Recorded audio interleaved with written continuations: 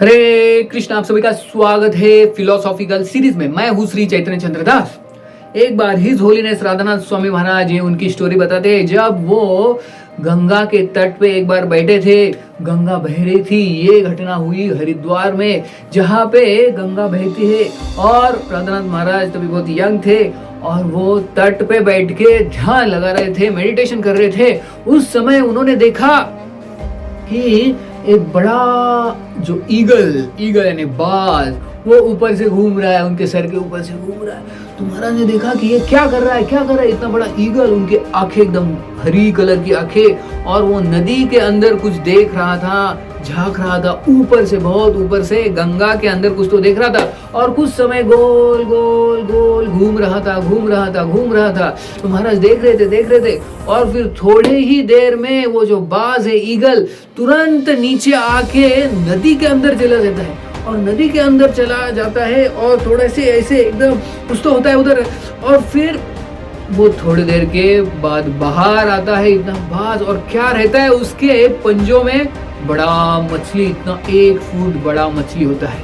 वो बाहर लेके आता है ये बाज, और हवा में जाता है, और हवा में उड़ते जंगल चला जाता है। तुम्हारा देख रहे थे कैसी ये जो मछली है तड़प रही है, लेकिन जो बाज के पंजों ने उस मछली को ऐसे पकड़ के रखा है कि वो छूट नहीं सकती।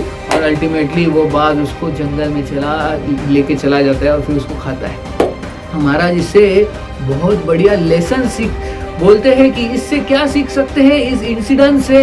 महाराज बोलते हैं कि इस नदी में देखो, वो मछली जो थी हर रोज की तरह अपना कार्य कर रही थी, हर रोज की तरह अपना जो दैनंदिन कार्य कर रही थी। उसने कभी सोचा नहीं कि आज हमारा आखिरी दिन होगा, आज मुझे ये बाज लेके जाएगा। ऐसा उस मछली ने कभी सोचा नहीं था।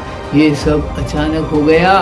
वो मछली बेचारी तैर रही थी और अचानक बाज ने पकड़ लिया और उसको पानी के बाहर लेके गई। तो ऐसे ही हमारे जीवन में देखिए, अगर हम पानी के सतह पे रहते हैं ऊपर, तो मछली ऊपर थी इसलिए बाज उसको पकड़ पाया। अगर मछली अंदर रहती, अंदर पानी के अंदर रहती, तो बाज उसको पकड़ नहीं पाता।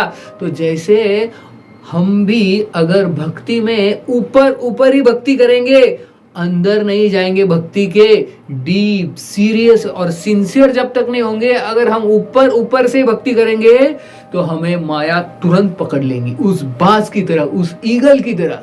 तो इसीलिए भक्ति ऐसे टाइम पास बोल के नहीं करना चाहिए।